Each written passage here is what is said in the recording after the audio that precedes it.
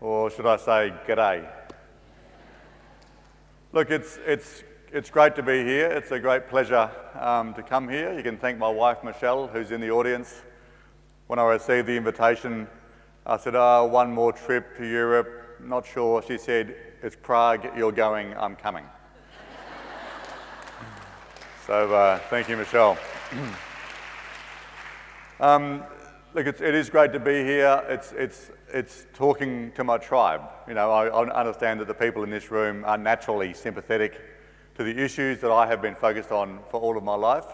I'm not going to talk to you about education for obvious reasons that we have, 1,000 highly qualified educators in the room. I am going to talk to you about the context in which your education occurs and the context in which the children you're teaching and growing will emerge into, and therefore what they're going to face. And that, to me, I think is hopefully my contribution to your process here this week. The key thing there to me is it's not just the people we create in this process. How do they behave? What do they feel? What values do they have, which is very important. But it's what role they're going to need to play. And the reason I think the context is so important is this role that they need to play in this future that I see emerging and that I'll talk to you about is a much stronger role and a much more, I would say, defining and important role than many other points in human history. That we are coming to a crucial inflection point where the decisions that we make as a society are going to determine the direction of civilization, I would argue, for hundreds, if not thousands of years to come. And therefore this context is terribly important. Let me sort of begin this process though by talking to you about myself and the context that I come from. I have spent my whole life trying to change the world, make it a better place, trying to drive social change. One could argue, looking around, that I've been pretty unsuccessful with Donald Trump and other things happening in the world. But I don't feel as though my life's a failure. I just feel as though the life's work hasn't had a result yet. And I think that's our task here, is to really think about, where have we come from, where we're going to. So let me tell you a little bit about my background. So I left school for the first time at 15. I went off into the world working as a factory worker, working on building sites and the like, really lacking a passion for life. School, traditional government high school, was not working for me. I was sort of desperately searching for something, not quite sure what it was. My mother said that I said when I was 8 or 9 years old, what I need is a good cause.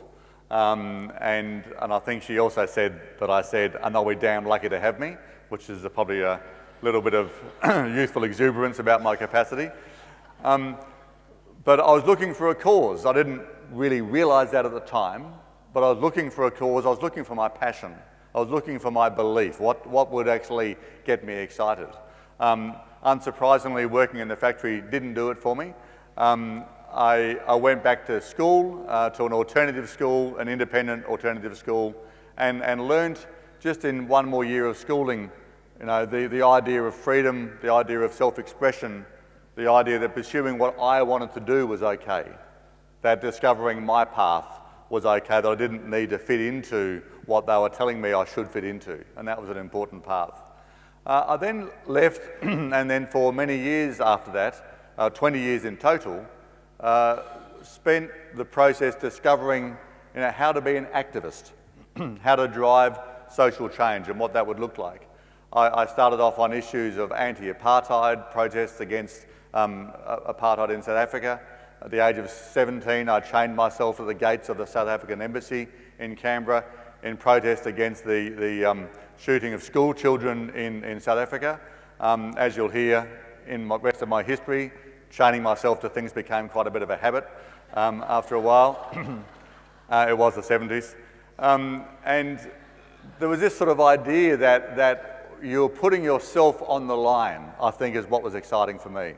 So it wasn't, the issues were important always, and the issues were crucial to me to really feel feel the excitement, feel the passion, feel the commitment to what was going on, but it was putting myself there. And I really remember very clearly at the age of 17 observing the shooting of 500 children in Soweto from the age of 9 to 16. I mean, mind-boggling today to imagine that.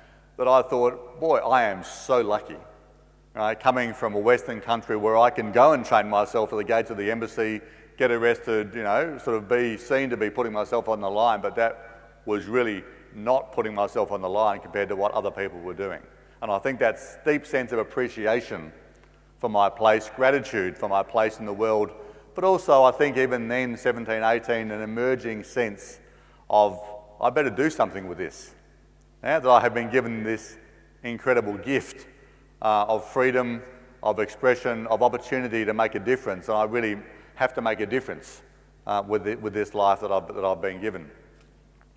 I went on from those issues, Aboriginal land rights in Australia, lived with an Aboriginal community in far north Queensland, worked on issues of peace and security, worked in protest against nuclear weapons, where I met my wife Michelle 30 years ago this year, which is a nice reason for travelling to Prague to celebrate that.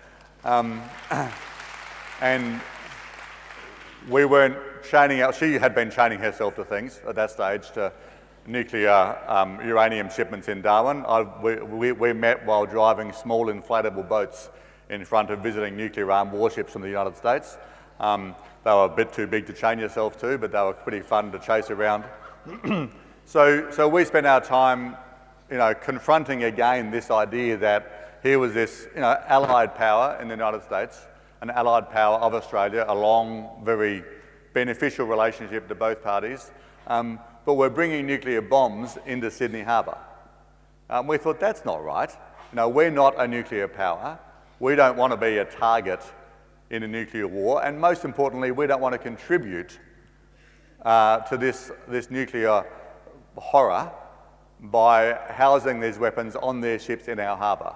And it wasn't anti-American, it wasn't anti-war as such, it was just saying, we're not being part of your game. And so we would drive our small inflatable boats, surfboards, canoes, kayaks, anything we could get in front of these visiting aircraft carriers, bring these bombs into our city. And again, it was this sense of small can make a difference. That the individual, the person who is apparently powerless, right, with the right level of passion and commitment, can make a difference in the world. And that of course, is a phrase that all activists have come to love and believe in, that a small group of committed people can really change the world. What we've seen since then in many countries is that it's true. Is that many countries have seen massive change in direction and massive displays of many individuals acting together peacefully to change directions of countries. So it is true that individuals can make a difference, and it is true that little people against massive power can also make a difference by what they believe and how they behave. So it was a really important lesson for me at that stage. I went on from there, and with Michelle, my wife, we both joined at the same time Greenpeace in Australia. We ran campaigns against toxic pollution, so large industrial corporations dumping their pollution directly into the environment. And unimaginable today in a country like Australia, but their solution to toxic waste was to put a pipe away from the factory into the ocean and then release it into the ocean. And that idea was sort of somehow acceptable in the 80s, you know, not long ago really, and early 90s. That was normal behaviour, that a large industrial company could deal with its waste by putting it into the environment, so-called, and the environment would then make it go away. And one of the great slogans that Greenpeace came up with in that time was that there is no away. Right? When the waste goes away, it doesn't go away because there is no away because we live here. And we have learned since then that concept is technically and scientifically correct in terms of climate change, endocrine disruptors, many kind of issues where we see the impacts globally of what we do locally. But it's also just psychically, spiritually, cosmically obvious, right, that we live on the earth and therefore what we do on the earth is going to impact on us, right? But it was a really important to remember that just, you know, in the 90s, not long ago, this was a strange concept, right? That we were still learning to think about this very idea that there is no way that we live on one planet. And, you know, obviously not everyone has got there yet, but there's no one really disputing the sort of science behind that concept.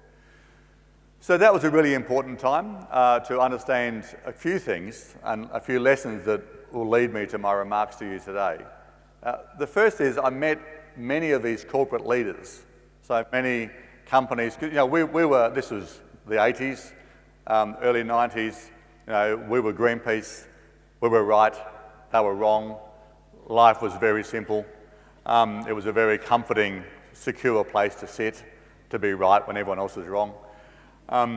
And the little difficulty was that I would then go and meet with many of these CEOs and directors and executives of these large companies. And I would say, you know, of course, tell them they were wrong and I was right. And it became more and more difficult to justify that position on a human level, right? That my sense was, yes, their behaviour was wrong, but in actual fact, they weren't bad people. And that there were plenty of people inside Greenpeace included, you know, who also had good intentions but weren't always behaving well in terms of how they treated each other. And those relationships became very important to me to understand, okay, so, you know, I have grown up in this sort of ideological activist world where all of me and my beliefs are right and all of them and their beliefs are wrong. And of course, we're seeing with horrifying consequences the idea today where people fall into this trap of ideological purity, of extremism, of fundamentalism on any belief. And I think that one of the key lessons I learned there, which has really driven me to who I am today and what I've done since, is this, you know, ideology is a cancer. This idea that you are right and they are wrong is a very dangerous concept, and it leads to conflict. And if we wish, as you do, as we all do, to build a peaceful world, that idea that learning to listen to and love the other as the person, while not always agreeing with the behaviour, is very important.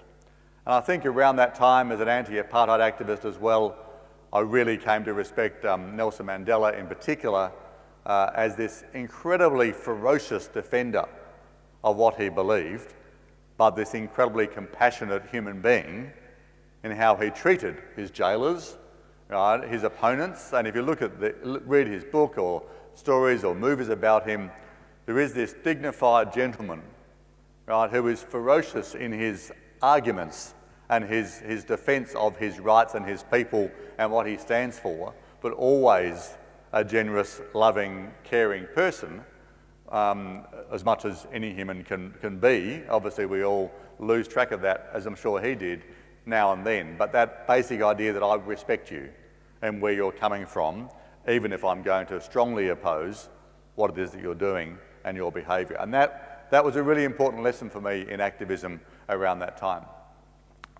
I went on from that period in Greenpeace Australia, became the head of Greenpeace Australia in Sydney, and then the head of Greenpeace International in Amsterdam. Lived in Amsterdam with Michelle and our two children at that stage at Greenpeace International in this sort of global stage. And at that stage, I mean, remember having come from as an activist, and I didn't tell you the whole story, but a little bit extra there early on, was in the military for a while, had two children from an earlier marriage, lived on supporting parents' pension as a lone parent, as a full-time activist, lived in a squat, an old abandoned building that we kind of repaired and lived in because I wanted to be an activist, right? And all I wanted to do was be an activist. And I was objectively living in poverty by any kind of measure in that process, but I was so happy, right? And I was so believing in what I was doing that I felt so wealthy as a result, because I was pursuing what I wanted to do with my life.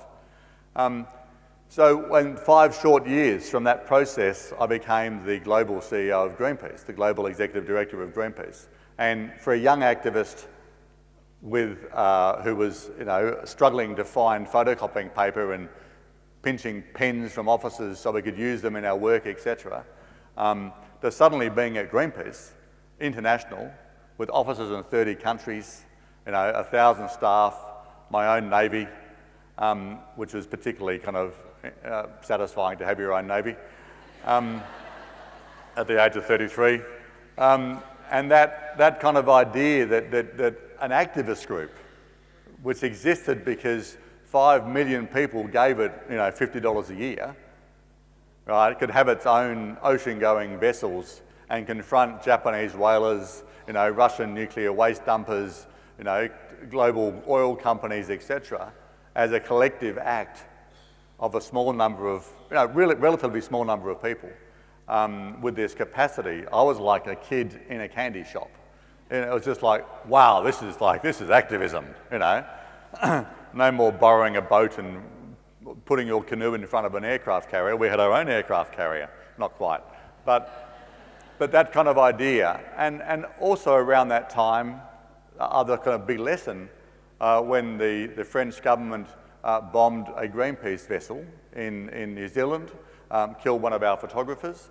And I thought, okay, that's, obviously it was tragic in terms of the person who died and the consequences for the organisation, but this is a very serious game, right? If we're getting think about this idea that the French military security services at the time deliberately bombed a vessel in an allied peaceful country where there was no conflict with, that was an extreme response from them.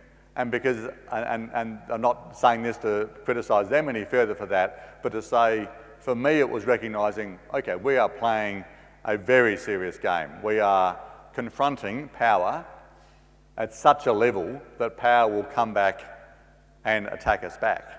And we've seen since then, many thousands of activists killed around the world who are confronting power in that way. And that personal power, to put yourself in that situation, as I said, I was very lucky and fortunate where I was born and the situation I was in, but many people make enormous sacrifices for this greater good of making the world a more peaceful place, for making the world a safer place. So that personal power, I think, again, was a very important lesson for me. So, having become head of Greenpeace International, a bit like the United Nations, very hard to make decisions, lots of conflicting power bases in the organisation, complicated issues at a micro scale. How do you make decisions across 30, now 50 countries? How do you balance the power of money and fundraising in a non-profit organisation, right, with the rights of people? How do you balance voting power? All sort of little complicated details you don't think about when you think about an activist group, but Greenpeace at that stage was going through all these dilemmas. I became very engaged then back to my comment about the business leaders, I became very captivated by the market as a concept. And I'll come back and talk about markets because people interpret that phrase in different ways. But in the late 80s, early 90s, mid 90s, late 90s, we went through this period where capitalism became a sort of fundamental belief.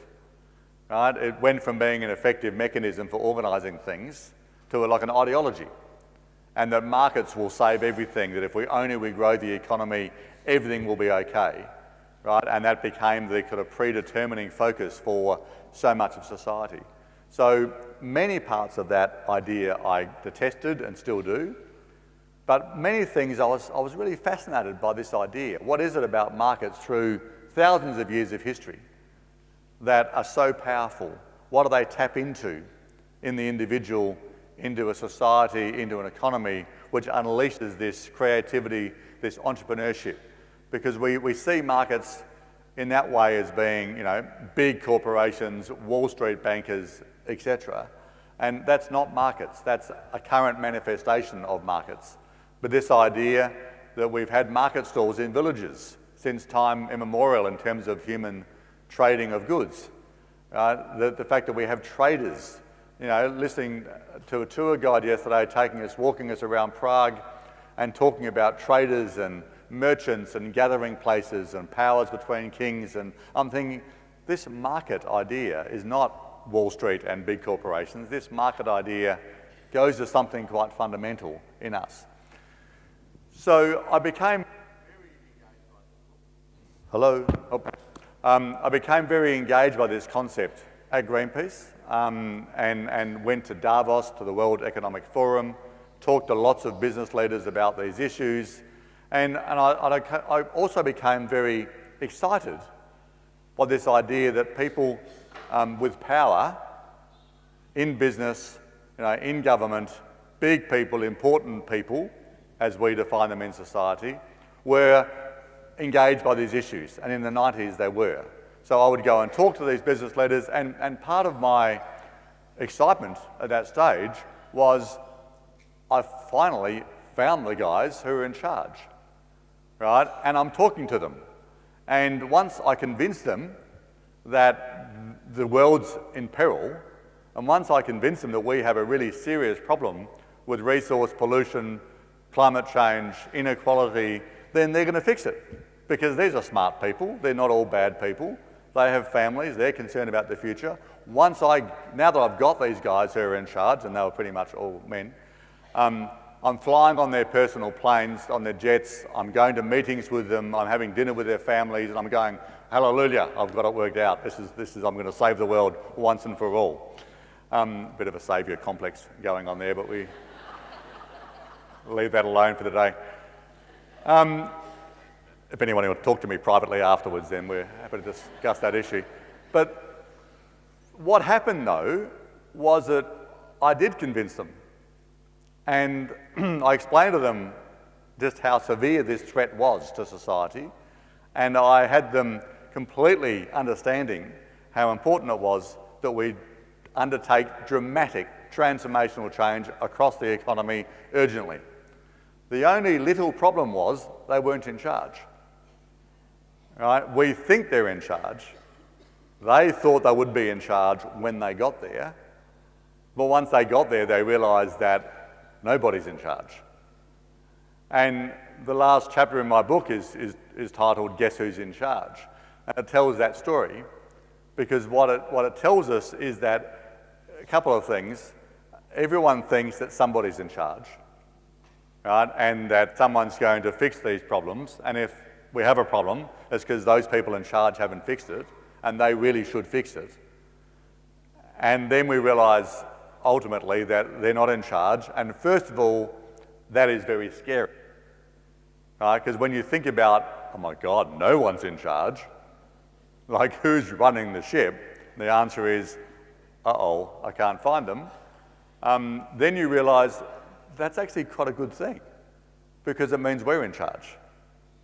It means that all of us are in charge, and in actual fact, the only thing that can drive change on the scale that we need is all of us being in charge and all of us contributing towards this process, which of course leads me to here today.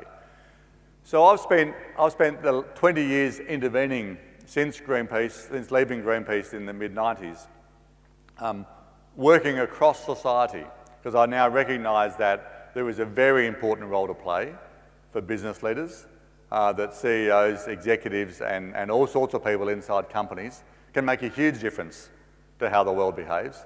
I work with a foundation that I set up, Changing Markets Foundation, to work on campaigns that drive change inside markets from the outside.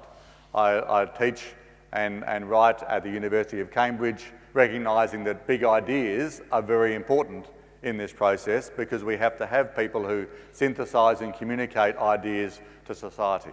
I work a little bit with government. I work a lot in my local community. I'm the chair of the Rudolf Steiner School in Hobart, to help contribute a little bit towards that process of schooling. So I put myself across the system to really try to understand where are the levers that we can pull, right? How does this change occur on a distributed basis? Having recovered a little from my saviour complex, I'm recognising that we have to unleash from the bottom right? This transformational change, which of course leads me to here today, and why, as well as being in Prague, thank you very much for Michelle, this is an incredibly important audience in terms of my philosophy that change occurs in that way because we're all in charge. So you're educating the people who are in charge, all right, which is all of us, and how you educate them, what you educate them for is of crucial importance. So let me now move on to this sort of the state of the world.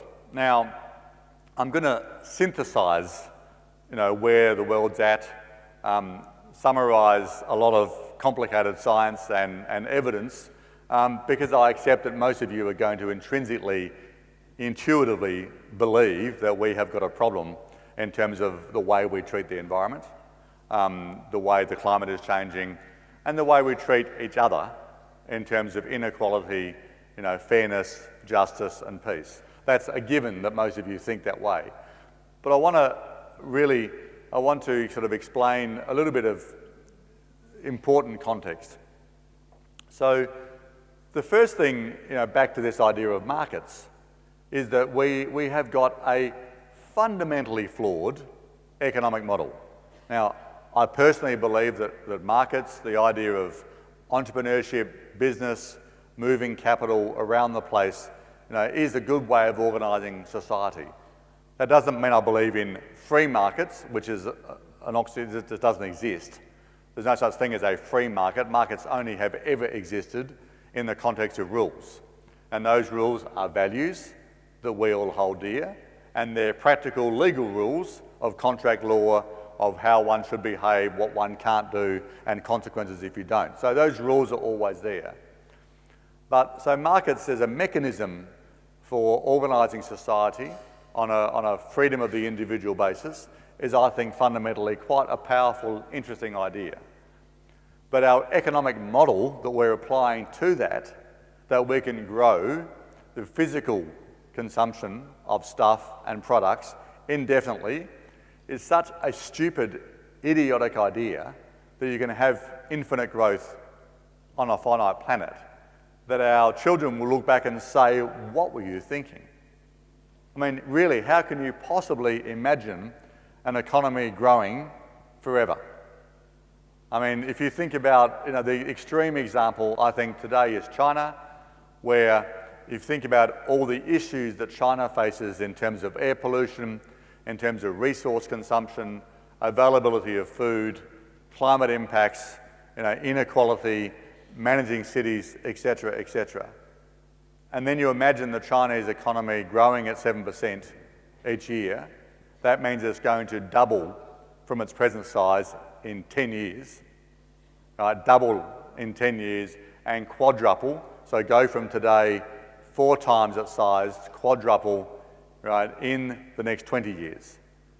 And that's the only difference between them and us, is they're going a little bit faster. The fundamental idea is that we will double the size of our global economy in 20 years and quadruple it in 40 years, going a bit slower globally. So this idea that you can take an economy in a society which is consuming resources, which is all about stuff and all about shopping and all about consuming, and I'm not giving you a lecture about the evils of consumerism. By the way, we all have our thing. My thing is hardware shops.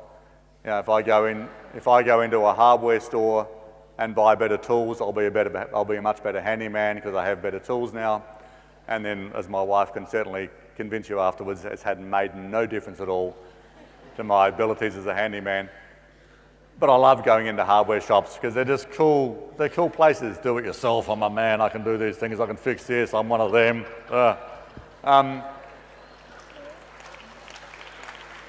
So we all have our thing like that. Right? Some of us are more sophisticated than I am and go into bookshops because they'll be more knowledgeable as they buy more books to sit on their shelf, whatever your thing is. Nothing wrong with books. As an author, let me tell you, buying books is a good thing. Personally, I like paper ones, but whatever works for you at your age.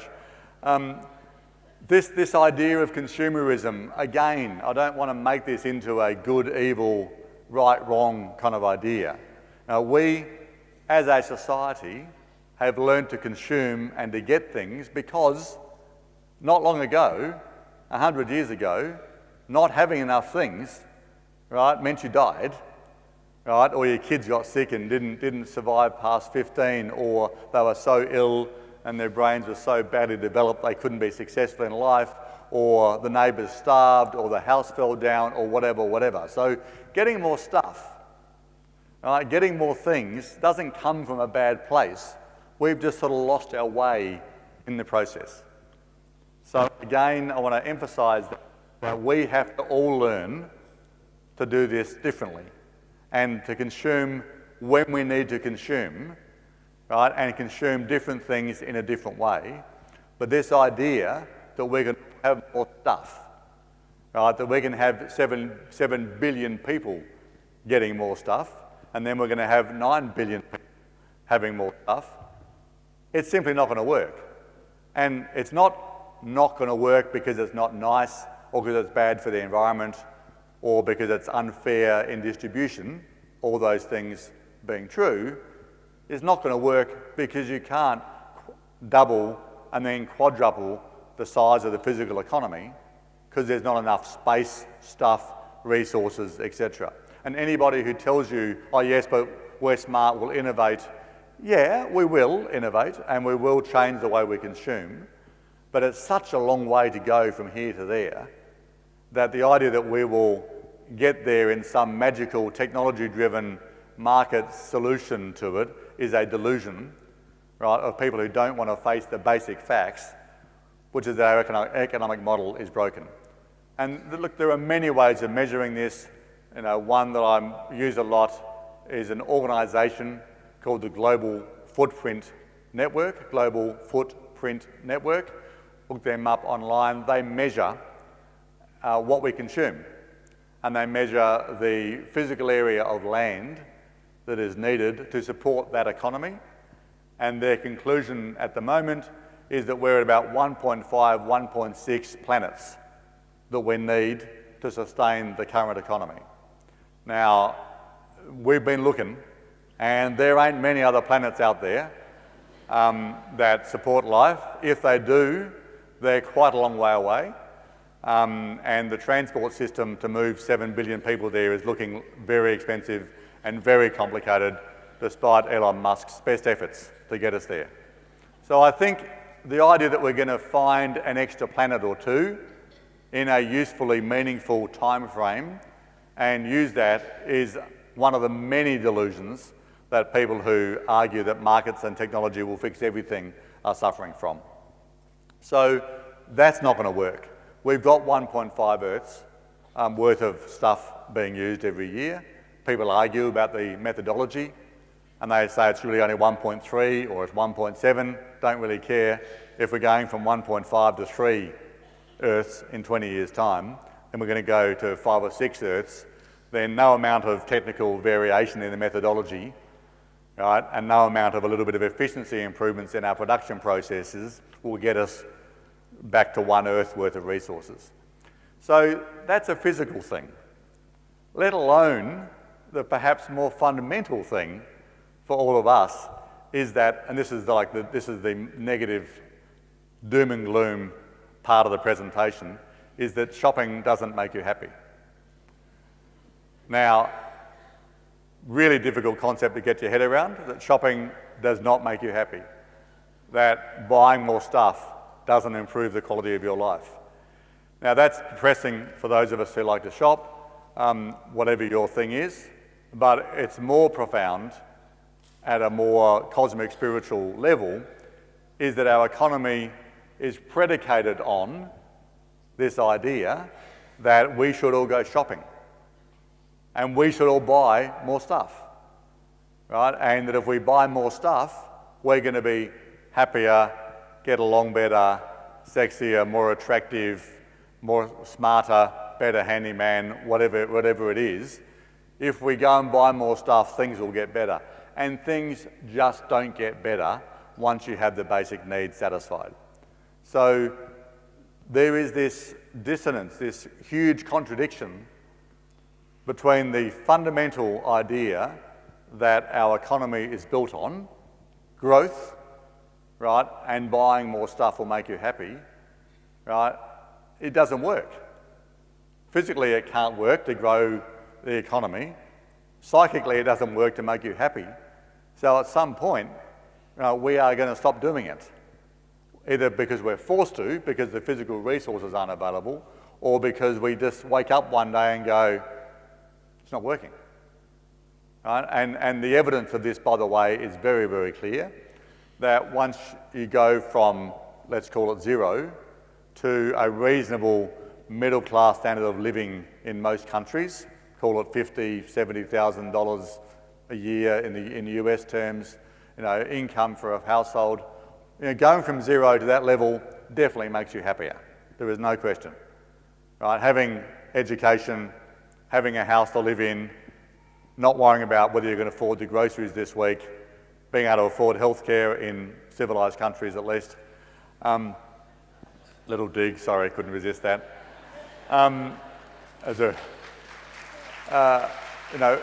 These things do make you happier. No question. Poverty does not make you happy. Right? Living an ascetic monk's life is very good for some people. For most people, they want housing, they want clothing, they want education, they want food, they want to feel as though their lives are under control and not insecure. They want to feel safe.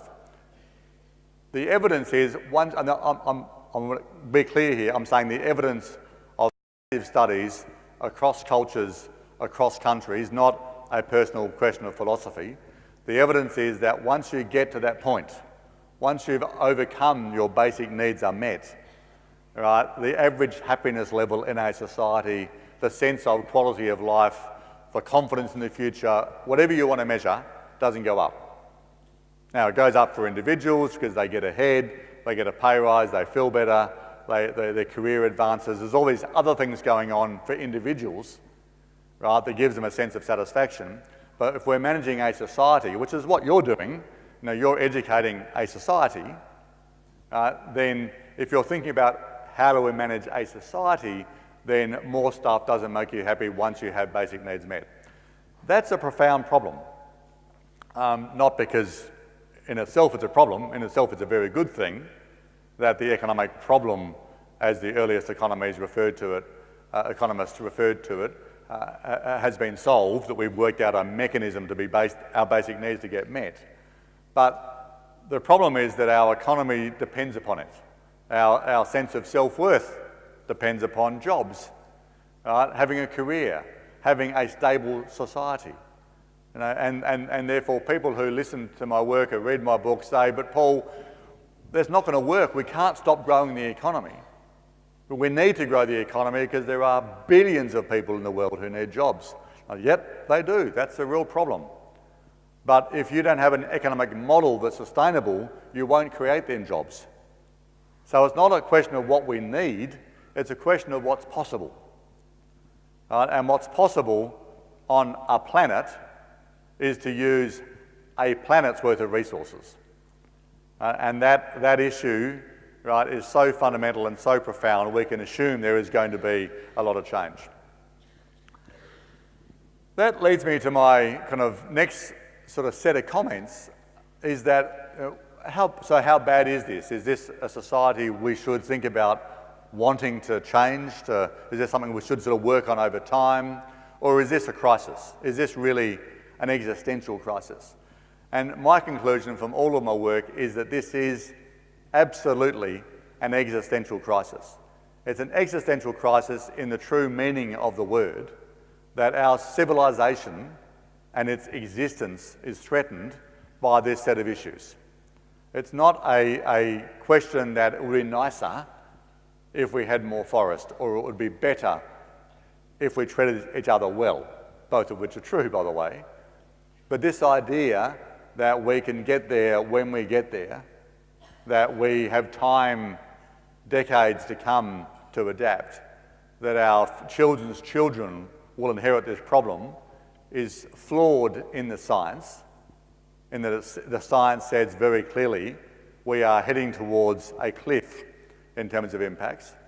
It's very clear in the economics, in the sense that this idea of continual growth on a finite planet is physically not possible, and we're coming to the edge of our capacity to absorb, using up our capital in that regard. I think it's also a crisis on a sort of cosmic, spiritual, philosophical, whatever your framework is, level. That we are having an existential crisis about meaning. That we're having an existential crisis about where we're going as a society. The civilization feels like, right, it's on the edge. Now, some people argue, oh yes, we've been here before, we've had crises before, we've adapted before, people are amazing in their capacity to change, and we are amazing in our capacity to change, and I'll come to why that's a good thing and how I think that will unfold. But this is different than any other point in history because it's predicated on physical limits. And unlike most existential crises that we've had, right, this is not about a threat or a group of people mobilising in a certain way. It's not a question of philosophy, it's a question of physical capacity. And that's why the change, we're coming to this sort of crisis, I think, very, very fast. Now, climate change is one example, which is going to result in food crises. It's going to result in refugee crises at much larger scale than we've seen previously. It's going to result in economic crises, many other issues. But climate change, which I think is the most important ecological issue that we face, is manifesting itself in ways that will impact on the economy, on society, and on security. That there is no coincidence. Good article in the Washington Post the other day about the inevitability of major food crises and the way that a drought around 2010 in Russia caused the Russian government to ban wheat exports to protect their own supplies. That led to a global spike in the price of wheat. That led to unrest in the Middle East. Many argue was the trigger for the Arab Spring, right, which resulted in many countries being better off and being freer. It also resulted in Syria and the endless civil war and conflict and tragedy of Syria. So we're seeing this level of instability being caused by the interrelationships. To quote Maria Montessori, that the idea that we can live as a single organism, right, that we learn that's how we behave, well, guess what? The economy and society and the ecology is behaving as a single organism. And when you push an organism to its limits, it reacts. Right? And what we see in the situation of food crises and resulting refugee crises is this organism reacting. Right? And there are consequences which we are seeing unfold. So have no doubt we are heading towards this space where we are going to be forced to react. And I would argue, and we can take questions on this shortly, what we're seeing today, pretty much everything can be explained by this existential crisis that we're facing. That the election of Donald Trump, which, fascinates me. I spend every day looking at the news out of the US. It's endlessly entertaining for an Australian, maybe less so for an American. It never ceases to amaze me how systems adapt to shock horror. There's just every day some new, that's not possible, my God, that's possible. They'll never let him get away with that. They let him get away with that, etc., etc. And unless he starts World War III, it'll be entertaining for a long time to come. And I sort of say that, obviously half joking, half serious. The issue there is that is because the economic model isn't delivering. Right? That inequality in countries, inequality between countries has consequences. So all the growth in the United States in the last 10 years has gone to the top, since the financial crisis of 2007, 2008, pretty much all the growth in that economy has either come from government debt increasing, which means our kids are going to pay for it, and it's gone now to the top, between 1% and 10% of the population. So most of the people who are living the middle class dream in the United States are not getting better. Lost it, yep. So that issue of inequality results in extremism, results in conflict, results in racism and xenophobia, right? People feel fearful in that context, they lash out. And they don't lash out in a logically analytical way. The reason that Trump was elected is because the American people said, it's all screwed up, I hate them all, burn it down. Right? And he was just the man for the job. Because he's a little bit crazy. You know, I mean, he's a little bit mad, well, maybe more than a little bit. But he's right in the sense that the system's not working for people. He found a route to his power by preying on those insecurities, but it wasn't irrational insecurities. Right? Many people in the US felt left behind. Right? Now, there's lots of different analyses of why that is, but the feeling was very clear, is the system wasn't working for them anymore. So then we take that to the global scale and we talk about an economy which is fundamentally unsustainable.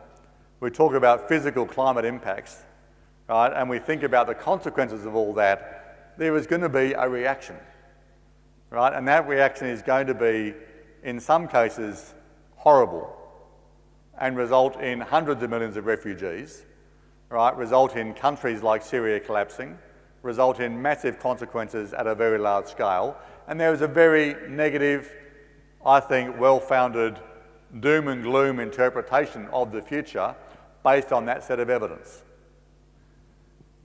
There is also, though, a very different view from which you can take that, and that is that the history of civilization, the history of societies, of human behaviour, is that in a crisis, right, we behave in a very consistent way. So the first thing we do when we face an existential crisis, which is the phase that we've passed, is to totally ignore it and hope that it goes away. When it doesn't go away, and this idea of responding to a crisis, I would argue, applies to humans facing a health threat, to an organisation, could be a school, facing a financial management challenge. It applies to countries facing a threat, it applies to society. So it's a very consistent pattern of how we respond to a pending existential crisis. So first we ignore it, then we deny it, right, and say it doesn't really exist, the evidence is not clear, we're not sure that that's right, we don't like the consequences of that. Then we move into implicatory denial.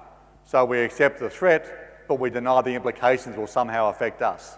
So on climate change now, for example, many people's view is that it's terrible, it's going to have horrible consequences globally, and those poor people in other countries will suffer immeasurably as a result, and I feel very sad about that. Now I'm going shopping.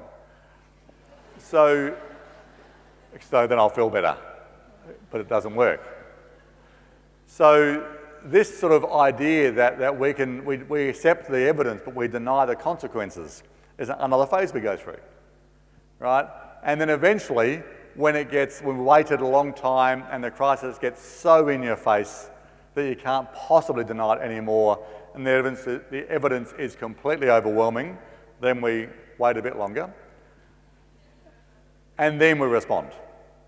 Right? And when we respond and do extraordinary things that at the time seem necessary and inevitable, and we do them, but looked at in the future seem impossible.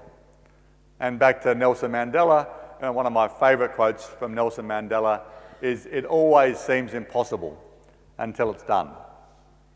And the scale of change that we now have to undertake, that you have to help to achieve, right, with the children that you're educating, the scale of change that we need for a new economic model, right, for a whole different relationship between people, to address inequality and fairness, to change the way countries behave towards each other, right, to restructure the economy so profoundly that it only uses 1 Earth's worth of renewable resources seems like an impossible task.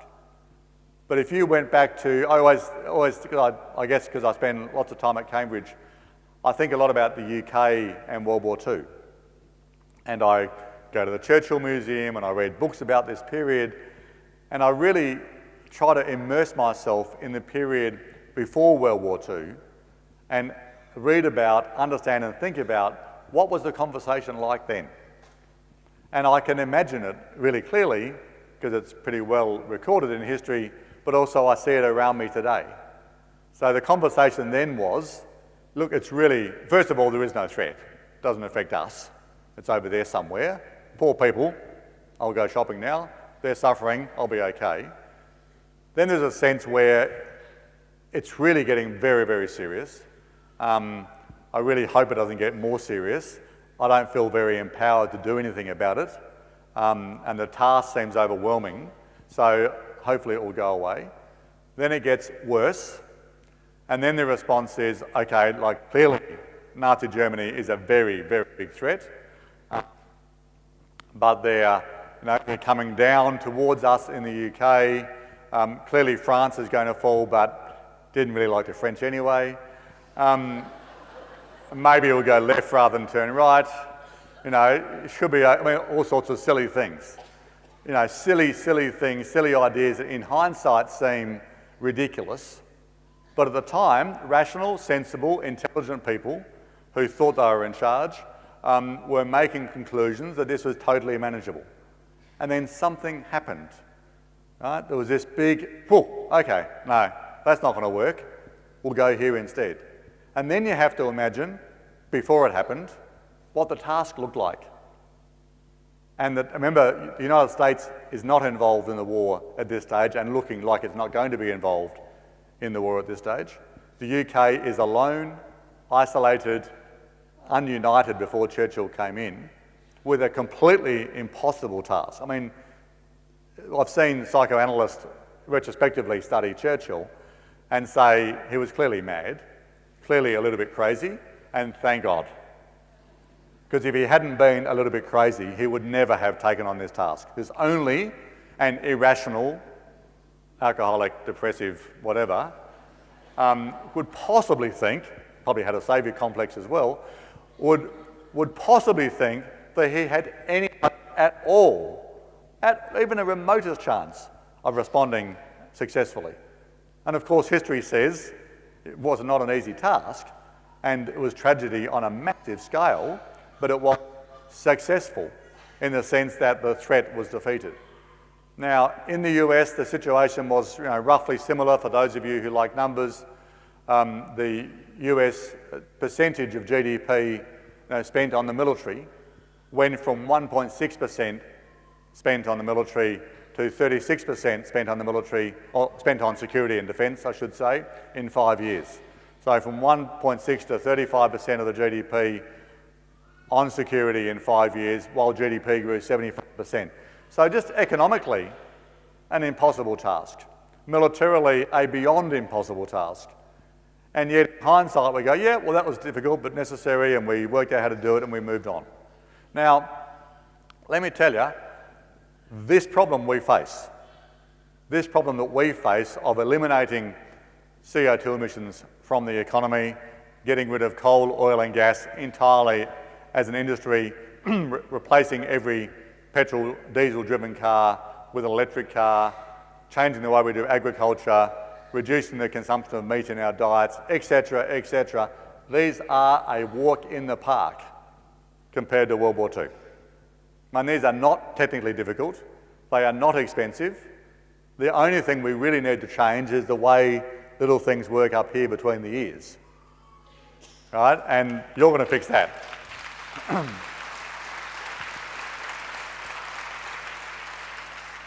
So when you think about the scale of change that we need and look at it in your context, changing what goes on in here, I'm not saying it's easy, but it is not difficult compared to fighting World War II, etc., etc. There is nothing difficult technically in what we have to achieve.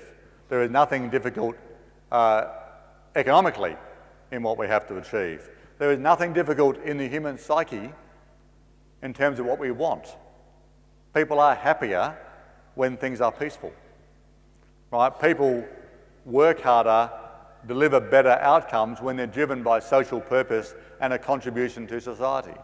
My personal story that I told you of working hard to discover my purpose and making a contribution, I was driven to that not by this sense of sacrifice and obligation. I was driven to it by the search for happiness.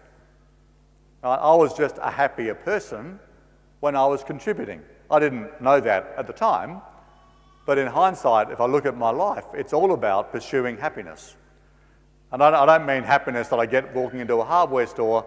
I mean happiness that I get when I'm doing something useful and worthwhile. And that sense of purpose, that sense of belief, that sense of making a contribution, of living a good and meaningful life is what we have to do collectively. And that's why in the closing few minutes, and I'm going to make a few closing comments, then I'm going to throw it open to questions, because we will have a good 20 minutes or so left for questions. I want to comment about what I know of your role, right? And it's not about how you do your education. That's obviously something you're expert in. But I want to make you, just ponder a question, which is that there's something that I understand is fundamental in Montessori and in this philosophy, which is that we're working on the individual.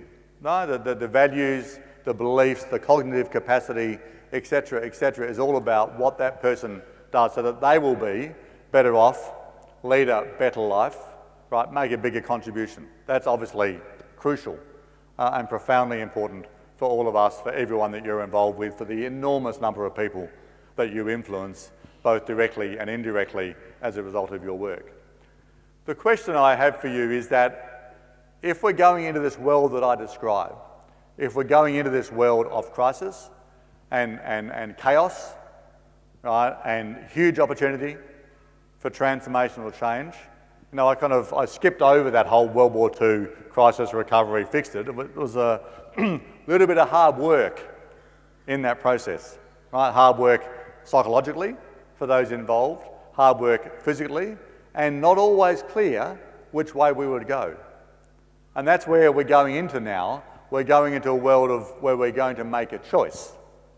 We're going to make a choice between, on the one hand, the descent into Hobbesian chaos, right? The sort of market view of the world, the dog eat dog, and everyone looks after themselves, and it's conflict, and the strongest will survive. It's the Donald Trump view of the world, and Donald Trump is far from alone in that view of the world. There are many people here in Europe who have that view as well. That's what we have to do, is that nationalistic, defend ourselves, strength and power against the other. That's a choice that we can make as a society in a crisis that's coming. Or we can make this choice. And this choice is that not just it's the right thing to do, but it's the most effective thing to do to work together.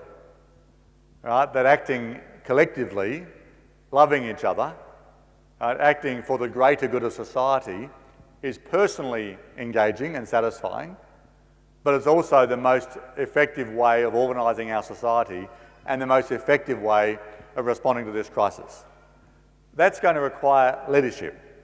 It's going to require a lot of Nelson Mandela's, a lot of Winston Churchill's, a lot of Nelson Mandela's, etc. So we are going to need leadership at every level. And I don't just mean the big, powerful leaders like them. I mean leaders in every school, in every household, in every community. And people who are going to argue for, no, this is manageable. We can do this. You don't have to live in fear, right, amongst all this chaos around us. You can choose to live in love. You can choose to live in a place which says, I am going to manifest and encourage around me the best in humanity. I am going to believe that we can achieve this change, that we can have this transformational shift, and we are going to get there. And that, to me, is the challenge, if you like, the natural comfortable fit with the Montessori culture and belief and philosophies, right? But we're going to have to move to that scale where we get our children ready for that world, right? Our children are ready for what's coming and know how to behave and know what they need to do to contribute towards this future. So I'm going to stop now and throw it open to questions, but just with that final comment that after 40 plus years of working on this issue and 40 plus years arguably of not being very successful to date in terms of what we're looking at around us, I feel incredibly optimistic about the future. I've never felt so positive about what we can achieve.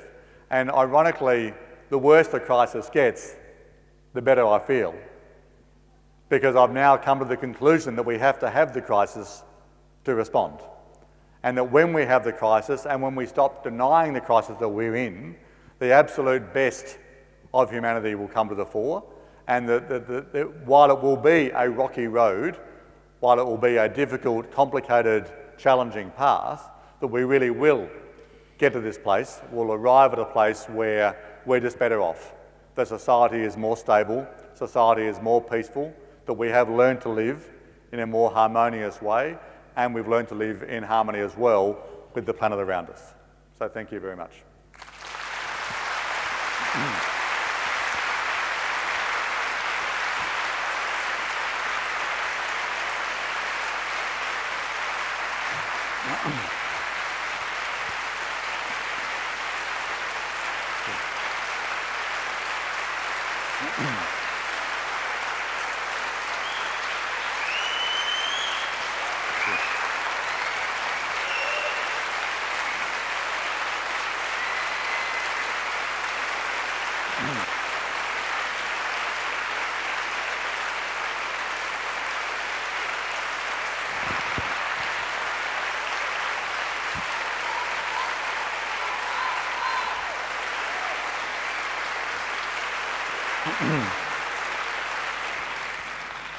Thank you, that's very kind. Number one.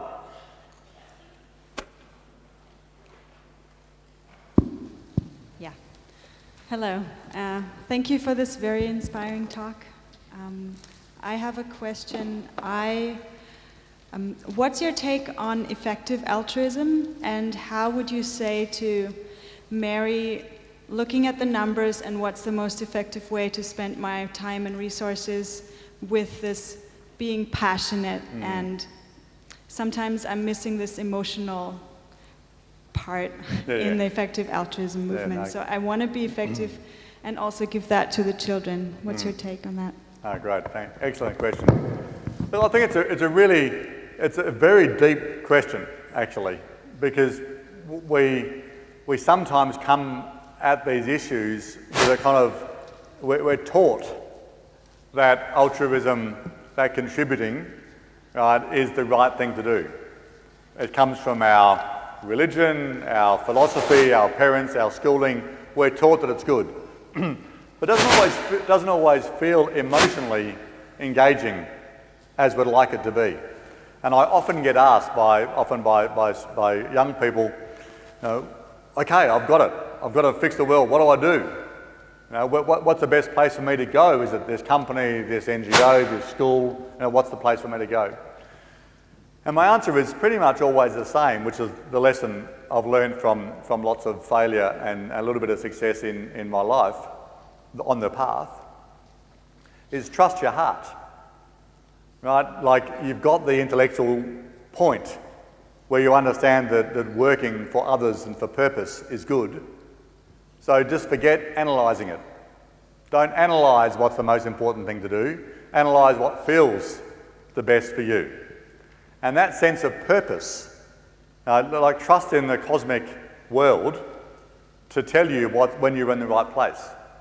And so if you're not emotionally engaged by what it is that you're doing, you're probably not doing the right thing yet. Right? There are many things I've done which I've really not enjoyed, which in hindsight have been important for my journey, but I kept on moving on until it felt right.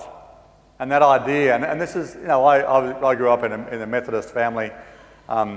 with, not a strongly religious family, but a sort of broadly based religion. You do good things to the world because it's sort of what we do. So I had that kind of values foundation, but I then was searching for what made me feel good about it. And that to me is the number one question, is keep on trying new things until you find that thing that makes you excited and you can feel the energy come up within you, then you're in the right place. And if you're not feeling that, then you're not in the right place. Yeah.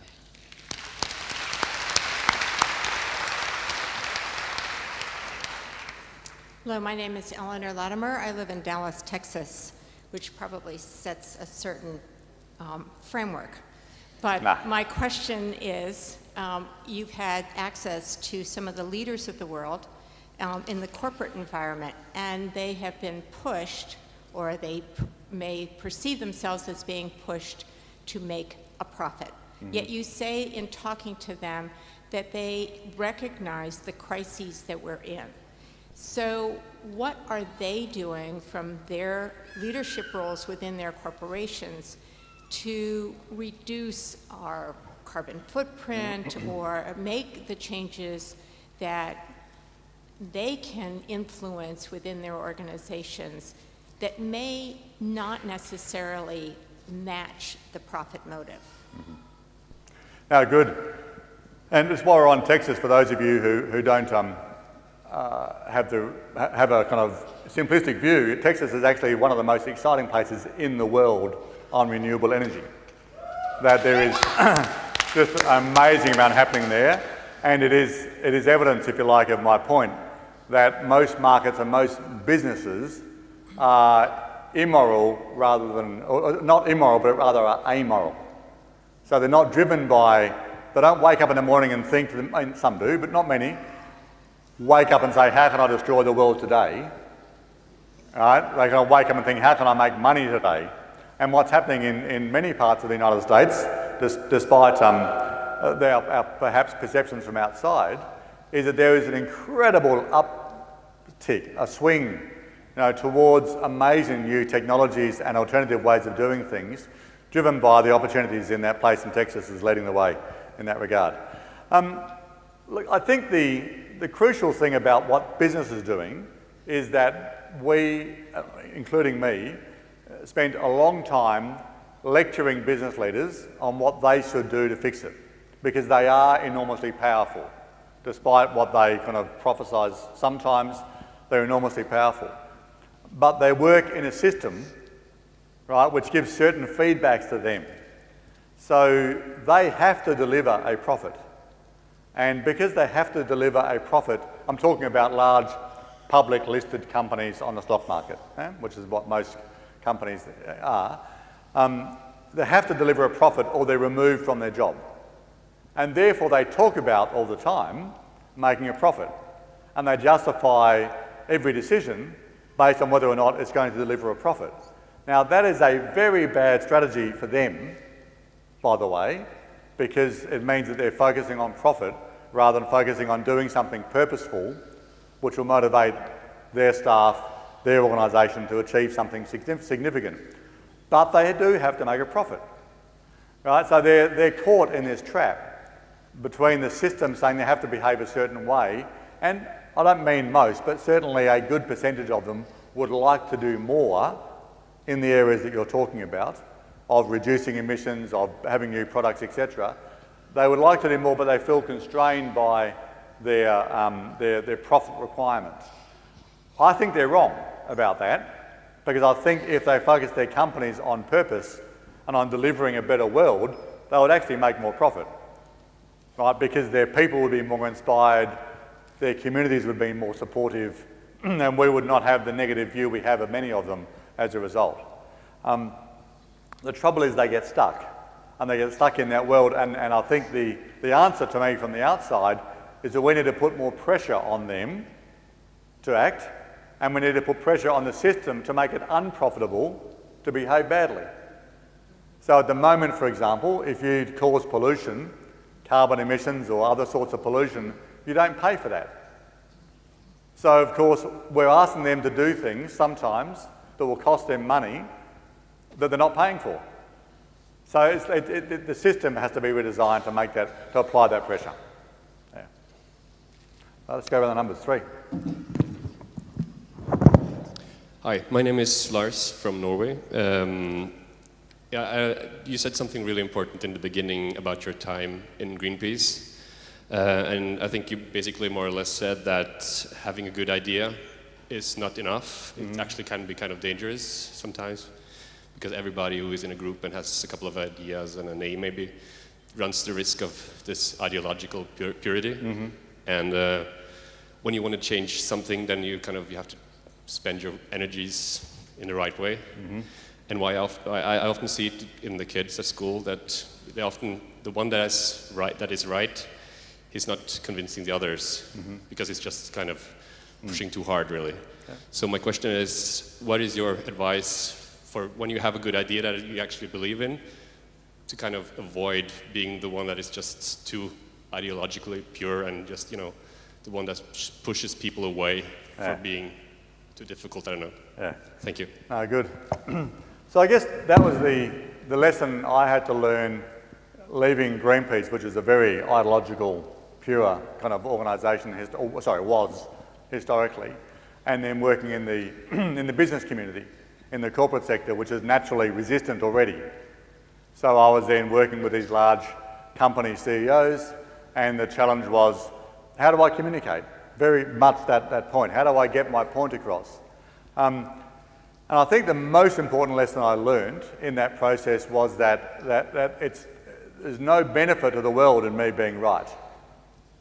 So I don't have to convince them that I'm right, because that's about me, right? And all my efforts were about, let me tell you why I'm right. And therefore the energy all comes about me as opposed to about them. And so to turn that on its head and to say, okay, what is your context? What is your situation? How do I understand where you're coming from? What are your beliefs? What are your philosophical frameworks? Why do you think, actual conversations with people? Tell me about why it is that so many people, not you, but other people in your position, resist these issues. I know you don't, but why do they resist these issues? What is it about their philosophy or their belief system that makes it hard for them to understand what's going on? And of course that immediately puts them on the, okay, so I'm not the problem, but yeah, some of these guys I work with, they're terrible. Well, let me tell you why they're like that. And of course it's like the difficult conversation at the family dinner, that difficult cousin that we don't talk about. That idea that I'm connecting to the person first, right, and knowing where they're coming from and what do they need from me today. How can I help them to move ahead? It sort of turns that me thing on its head, and I'm there for them. And that relationship being formed, even if it's just in a split second, at a cocktail party, bang, tell me about yourself, what's going on for you, it immediately puts them and then I can have the conversation, because then I know where they're coming from. And that's crucial to break down this sort of ideological resistive effect. Yeah. Before.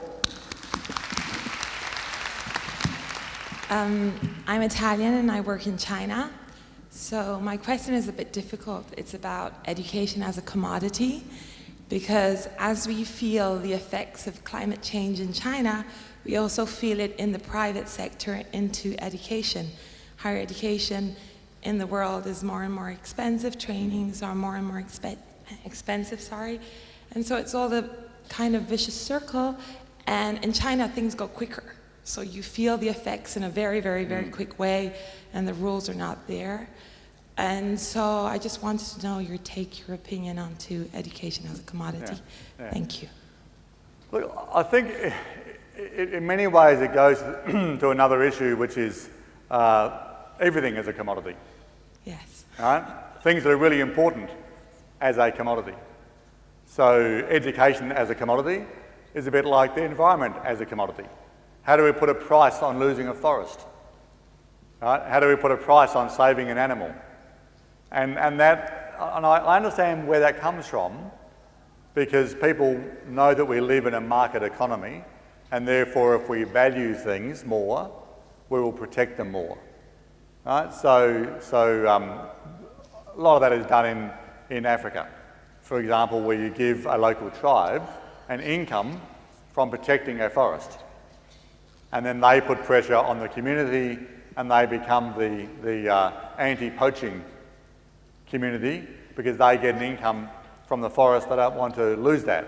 So I see the logic of that, but there is something psychically wrong when we put a price on everything and we don't have a value on that. And so it's not an easy answer, but I still think it's the balancing act between recognising that markets sometimes produce a cheaper, better outcome than a traditional institution can.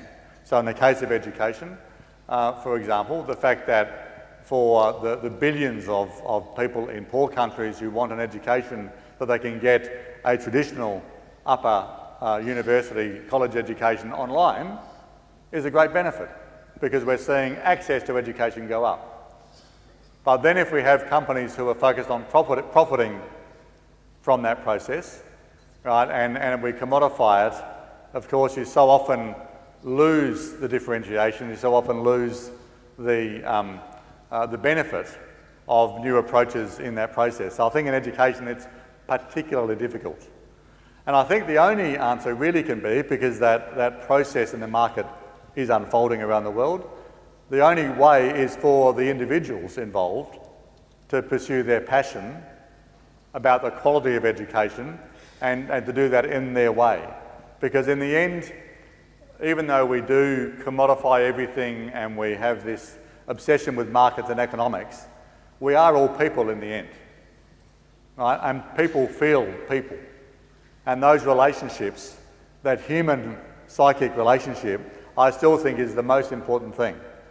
And the reason that many businesses work is because those relationships work inside the business.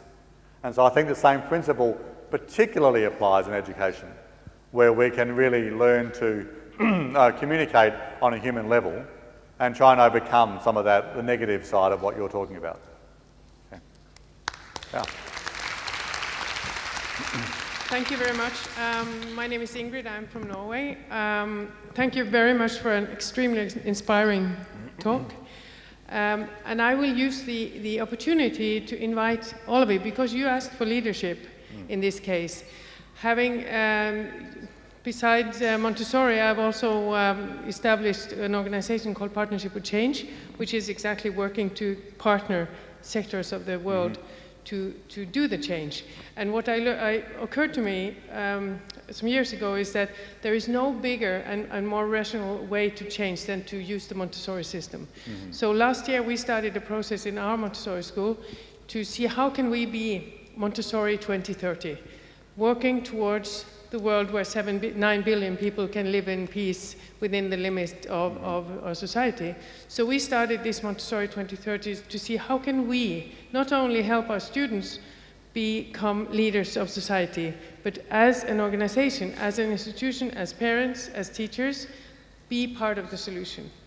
And now we have started to do this in the entire Norwegian Montessori community. We are starting that this year. And we have established then Montessori2030.org, where we invite all Montessori schools in the world to take part in this, because we should be, as an organization or as a community, leaders, and we should get the other schools, not only Montessori, but if we go in front, we can see how can we, what are we as institutions purchasing, where are we investing if we invest, where are our parents investing, how can we make sure that everything we do is aligned to be part of the 2030 movement. And there is nobody else that can do that better than us. So please, we have a stand outside, so please come and visit us. And we invite you all to be part of this. Thank you. Good. Thank you. Yes, hello. My name's Alden. I live in Washington, D.C., which, by the way, is a very liberal city. But it's also obviously the center of some amount of denial. So I was wondering if you could just describe for us a little bit about what you think the breaking point looks like when that denial is no longer possible. Yeah, good. Look, it's, I would have thought it would happen 10 years ago, so I'm not sure I know anymore. Look, I think a couple of comments about denial. First of all is that denial tends to break suddenly.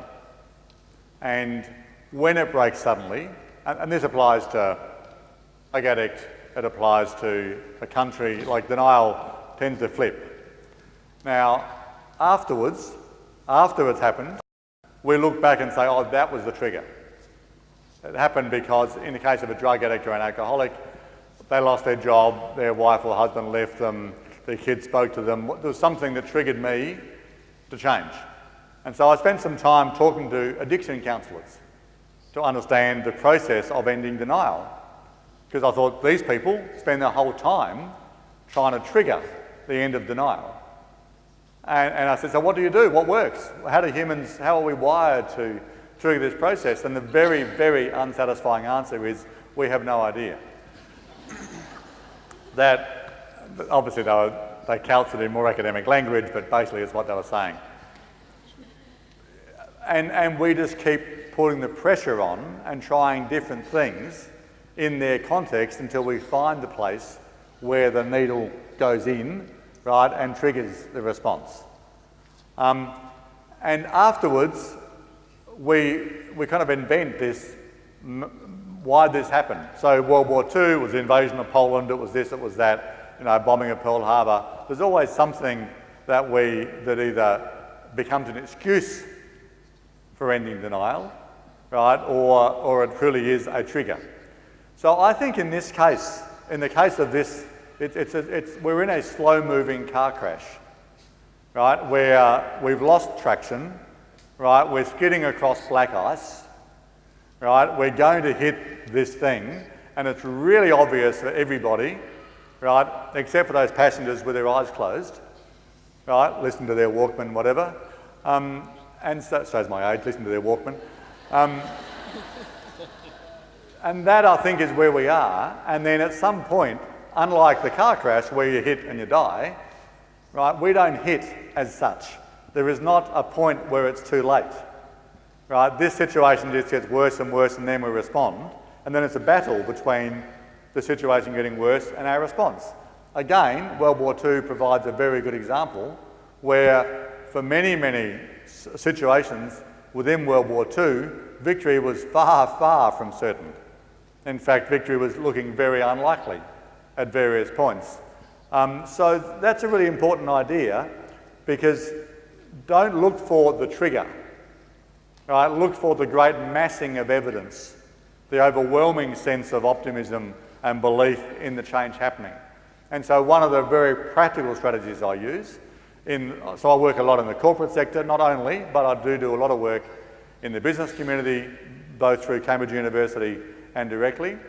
And when I come across people who are deeply in denial, I simply say to them, fine, okay, but we're going here anyway.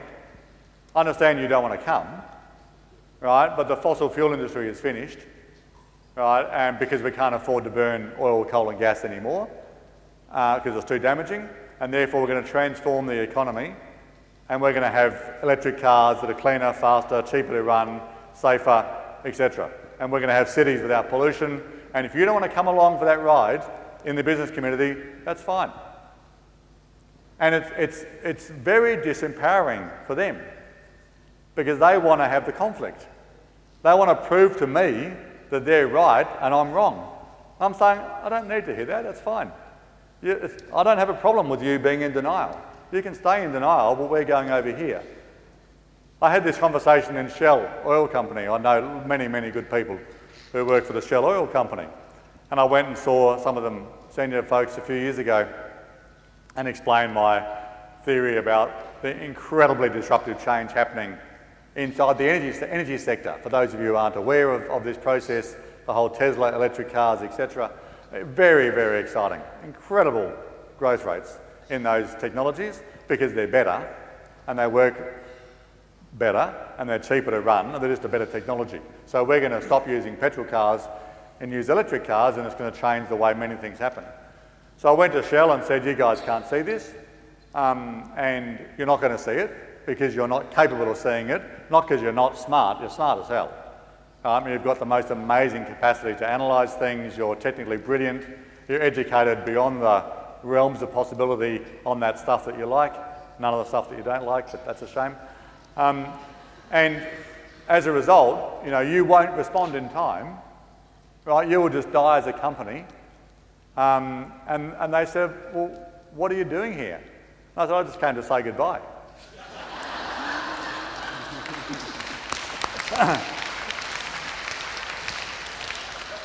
and it suddenly, boom, the conversation didn't go much longer than that. But it was like genuinely saying, it's okay, that's okay. Markets work. You'll be destroyed, you'll be replaced. That's not a problem, we're moving on. You don't want to come for the ride, that's perfectly fine. And that disarming approach, I think, is actually quite important. Yeah. Okay.